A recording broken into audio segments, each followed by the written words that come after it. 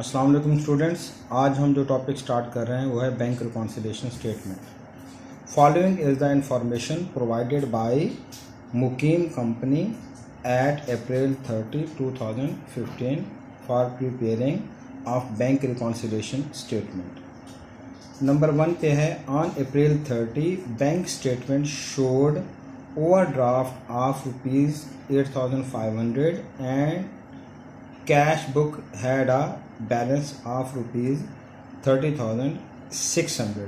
इसमें देखें तो हमारे पास ओवरड्राफ्ट बैलेंस आ रहा है पासबुक का, बैंक स्टेटमेंट का, और जो कैश बुक है उसका डेबिट बैलेंस आ रहा है। तो हम ये लिख देते हैं यहाँ पे बैलेंस में।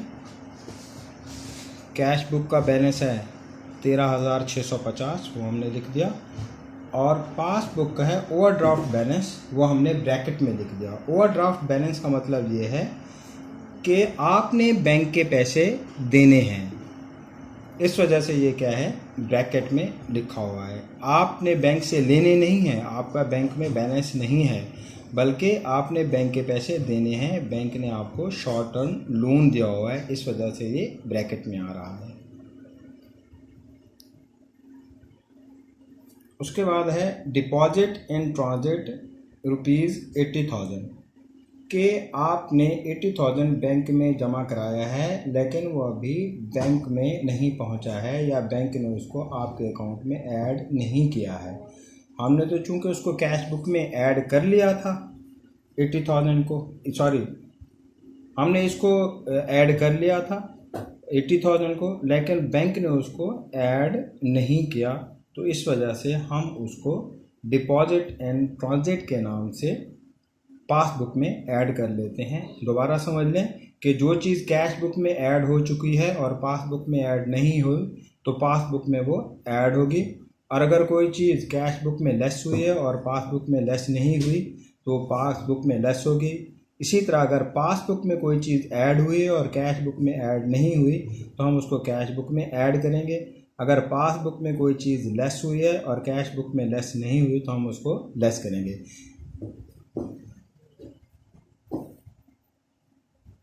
नेक्स्ट है, a debit memo for ₹1,500 accompanied the bank statement for locker rent.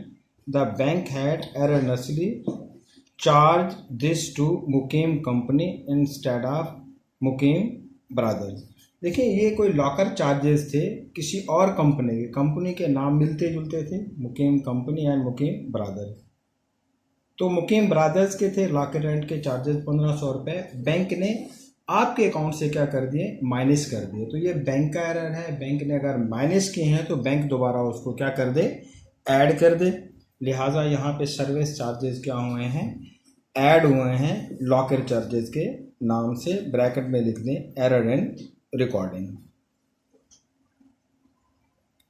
Next है, bank charge ₹100 for service charges. ये बैंक ने कोई सर्विस चार्जेस डिडक्ट किए हैं, बैंक ने डिडक्ट कर दिए हैं तो कैश बुक में डिडक्ट नहीं हुए, लिहाजा हम उसको कैश बुक में क्या करेंगे, डिडक्ट करेंगे। ये हमने लेस कर दिया बैंक चार्जेस 100 के नाम से, 100 के अमाउंट से, और ये जो डिडक्ट किया है वो ब्रैकेट में लिखा हुआ है। उसके बाद है, नेक्स्ट एंट्री की तरफ आते हैं। वो नेक्स्ट एंट्री है, आउटस्टैंडिंग चेक्स ₹48,000 के आउटस्टैंडिंग चेक्स हैं 48,000 के। आउटस्टैंडिंग चेक से मुराद ये है कि आपने पेमेंट कर दी है, कैश बुक में से लेस हो गई है, लेकिन बैंक ने उसको लेस नहीं की, लिहाजा बैंक में क्या हो जाएंगे, आउटस्टैंडिंग चेक्स लेस हो जाएंगे। तो यहाँ पे हम क्या करते हैं, आउटस्टैंडिंग चेक्स के नाम से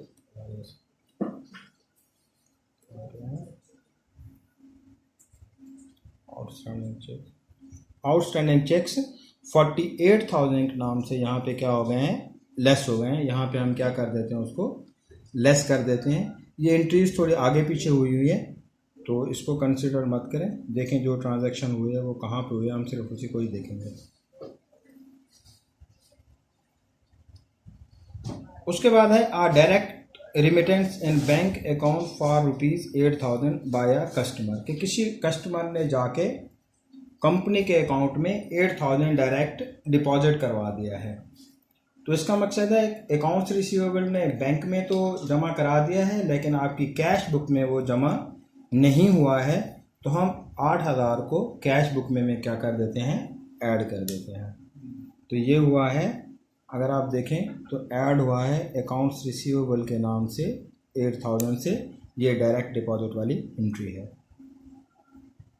उसके बाद है dividend collected by bank on behalf of the company ₹3,000 but not recorded in cash book.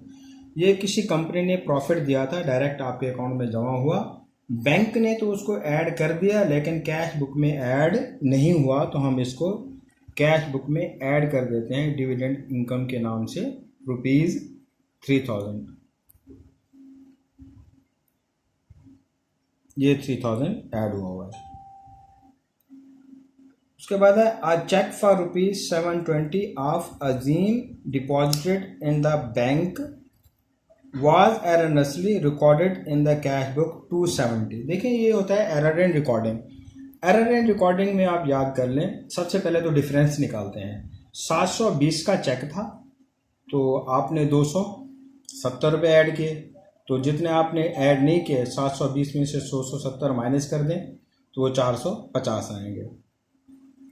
तो ये अकाउंट्स रिसीवेबल के नाम से 450 रुपये ऐड हो जाएंगे। क्यों ऐड होंगे? देखें, चेक था 720 रुपये का, तो आपको 720 रुपये कैश बुक में ऐड करने चाहिए थे, लेकिन आपने क्या किए, 270 रुपये ऐड किए, कम ऐड किए। अगर आपने कम ऐड किए हैं तो जितने कम ऐड किए हैं उतने और ऐड कर लें। लिहाजा हमने 720 में से 270 माइनस किए, बाकी बचा 450, तो 450 हमने अकाउंट्स रिसीवेबल के नाम से क्या कर लिए, ऐड कर लिए। तो ये हमारा एडजस्टेड बैलेंस आ गया 25,000 एंड 25,000। Thanks for watching।